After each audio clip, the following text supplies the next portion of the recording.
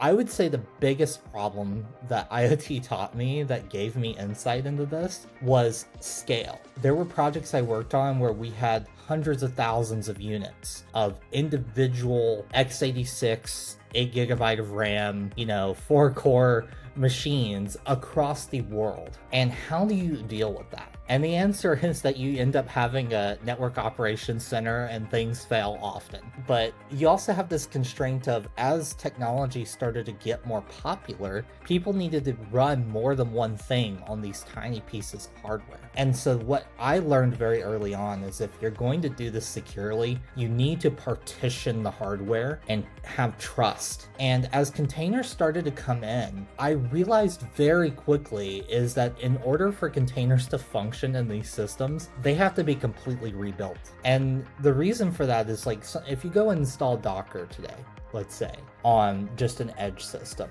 That edge system, there's all sorts of hardware that things need to connect to. I probably dealt with serial ports more in my life than anyone else, I swear. It was very common for us to have one piece of software and another piece of software, and one be connected to one physical serial port and one be connected to the other. Docker just doesn't handle that stuff well because of the shared kernel. So the fundamental theory that I had was if you wanted to do this right, you had to think hardware up instead of software down.